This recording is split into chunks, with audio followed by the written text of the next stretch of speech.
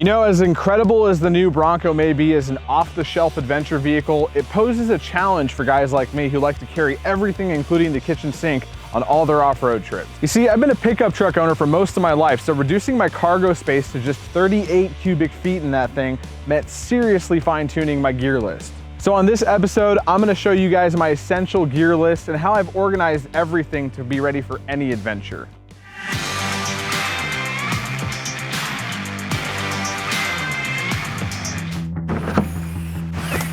Hey guys, Matt McAdam here, aka Desert Chief, only on Driving Lines Chasing Dust. And on this episode, I'm gonna show you guys my essential gear list and everything that I've got packed in the back of my Bronco. Over the years, I've had the opportunity to go off-roading with many different types of vehicles with varying ranges of cargo space. Anything from a full-size pickup bed to a camper shell to flatbed trailers, and even a small SUV. As a result of all those packing iterations, I've been able to boil down my essential gear list to just a few items that I take with me on all my adventures. Of course, some of my trips do require other gear, such as camping gear, tents, camera equipment, and extra fuel. But the products I'm gonna show you guys today are just the bare minimum items that I carry with me in the Bronco every time I set out for the trail. And for the record, guys, this Bronco actually has the least amount of cargo space out of any off-road vehicle I've ever owned. So I had to get a little creative in order to fit all of this back here and keep it all secure for those spirited driving moments.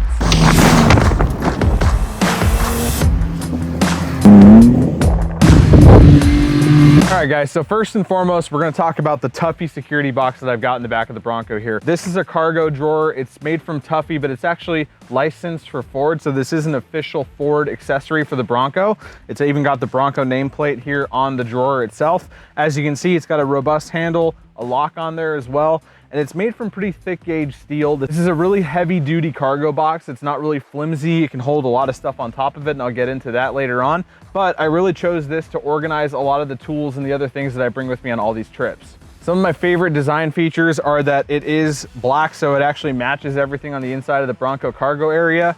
It's also got some D-ring hooks that you take off of the factory floor of your Bronco and you just move them up to on top, and that helps you secure anything up here down the same way as you would as your cargo area. It does fit very well. There are a few little gaps on the left and right side over here, and you can see there's about an inch or so gap there. I actually don't mind the gap there because it gives me a little bit of space to put things like ratchet straps or even trail guides and things like that in there when I don't need them. So to open this drawer, you just push in on the lock there, slide it all the way out. And as you guys can see, there's a lot of stuff in here. I've got probably about 110 pounds of tools in here, and the drawer operates very easily. Doesn't feel like it's got that much weight in it. It actually works very well when you have a lot of heavy items in this. In here, I've got 3 of my Step 22 gear tool bags. These are full of all the tools that I would use to work on the Bronco or somebody else's rig out there. They've been pretty vital to my setup. I've been able to use these tools to fix numerous things on the trail over the last couple of years.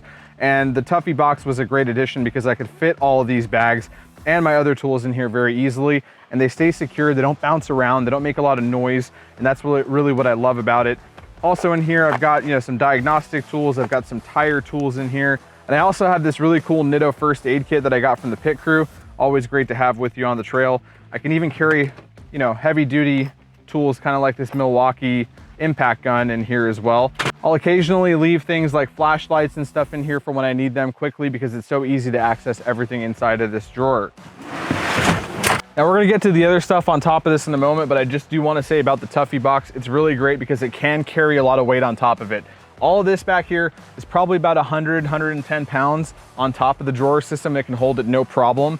And I do have other things that I put on top of here as well when I do need to take camping gear and camera gear and things like that. So next on the list is gonna be the off-road jack. This is a Badlands 3-ton off-road jack from Harbor Freight. A lot of you guys may have seen the video that I did comparing this jack to the Pro Eagle equivalent 3-ton jack. So take a look at the link here if you guys haven't seen that one yet. But this is a great jack for off-road use. It's really robust, big tires, all that stuff. It's everything you'd need in an off-road jack. It is rather large and it's about 76 pounds. It's pretty heavy. However, it does fit very well in the back of the 4-door Bronco and on top of this Tuffy drawer as well. So it's a great spot for it. And with the addition of this mount from Grove Fabworks, it actually fits very well on top of the Tuffy box. As you can see, it's got some straps that hold it down. and it's nice and quiet in here. The handle actually fits underneath it, stowed nicely. So if I ever do need this, it's really easy to kind of just pop it out of here and use it and then put it right back. Next up, I've got a 15-pound CO2 tank here. This is for filling my tires up. I ran a 10-pound power tank bottle for many years, but now that I have the 37-inch Recon grapplers from Nitto on this Bronco, they do require a little bit more air when filling up the tires to get back on the road. So this 15-pound bottle just works a little bit better for that situation. And with this setup, I can actually air up from trail pressure about 15 PSI up to about 35 PSI around the whole car about 4 times before it's out. So it makes it really convenient for me to be able to just take this with me and quickly fill the tires up after I'm done with the trail. This also has a really nice bracket from Power Tank, and this is usually mounted to the actual Tuffy container. And that just keeps it nice and tight back here so it's not moving around while you're driving off-road. Strapped down right next to that power tank is the 41 quart Blizzard box by Project X. This is my fridge freezer setup for the trail. I typically leave this in the car at all times because I do like to use it for other situations, like when I'm coming home and I want to get some groceries on the way home, or if I don't want to make that my first stop, I can put all the groceries that I need to keep cold in this and go do my other errands before I come home. It makes it really convenient for days at the beach when you want to carry cool stuff with you, keep your food and your drinks cold. When it comes to camping and off-road trails, a fridge is the ultimate setup. I don't even mess with coolers anymore. Just having to buy ice everywhere I go or running out of ice after a couple of days doesn't make a whole lot of sense when I can have a fridge that's plugged in, stays cold, don't need to have ice, and all the space inside of this could be used for food and drinks. Whereas in an ice chest or a cooler, half of that space or more has to be taken up by, well, ice. And I will say one of my favorite parts of the Blizzard box is that you can open the lid from either end, making it really easy to reach stuff inside the fridge from the back seat if you had to. It's a lot better than the other fridges that you can only open from one end, and it makes unloading and loading the fridge from your house very easy. Now this next one's a bit of a stretch for me because I used to make fun of guys with the Jeeps that had these tailgate tables, but I ended up buying one from Amazon. It's just a no-name generic brand tailgate table. It is powder-coated black steel, but I can already see some of the hardware on here starting to rust. So this one does okay. I don't really use it for cooking food or preparing any food. However, it does come with the MOLLE panels on the back to hang stuff off of, and a pegboard over here so you can hang utensils from it. I primarily use this to work on stuff, or if I'm, need to put camera gear down. And because I have so many other things over here on top of the drawer, I don't really have a flat spot to work off of. So this is really what's fixing that for me, is this table. It is a nice upgrade to have, but I can see myself upgrading it to a better model later on because this one does make some noise and the latches come loose sometimes when I'm out on the trail. And back here in the corner, I also do have this ARB Recovery Bag, and this has all my D-rings and shackles, some of my other smaller recovery gear items like the soft shackles. I also do have a battery jump starter in here and my tire deflator. So this bag is nice. I've had it for many years. It just kind of like has gone everywhere with me, and I put it in the back of the Bronco wherever it fits. But it does fit pretty well back here next to the jack. So I just leave it right there and it works out pretty nice. Now coming around to the front side of the cargo drawer, I also do have a fire extinguisher and an ARB Snatch strap. These two I just carry with me all the time. I don't really take them out of the vehicle, and where they store is just right in between the cargo drawer and the back of the back seat.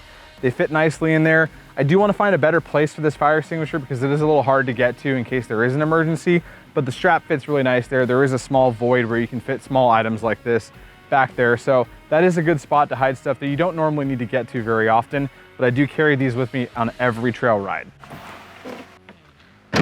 So as you guys can see, I've got a pretty solution-oriented gear list in case I ever have any problems or somebody else who's on the trail with me has issues. I want to be able to have the things necessary to help them. And those are the things that I carry on every single trip, because the last thing I want is to get stuck out there in the middle of nowhere. And as you can tell, I really do like the ergonomics of this setup. It makes it really simple to get stuff in and out of the vehicle. It doesn't make it very hard or overbearing or have a lot of different drawers and things rattling around. I want to keep things quiet in there. And so if solutions and ergonomics are important to you too, hopefully this video will give you guys some ideas on how to pack your gear and the things that you may want to bring with you on your trip. And it feels like we're in the middle of monsoon season here in Southern California, and the bugs are really starting to bite. So I'm going to wrap this episode up, but I do want to thank you guys for watching, and I hope this video does help you guys in your considerations for the gear you take inside of your Bronco. And if you haven't done so, please subscribe to Driving Line. We make a ton of videos like this. I do a lot of content with the Bronco stuff.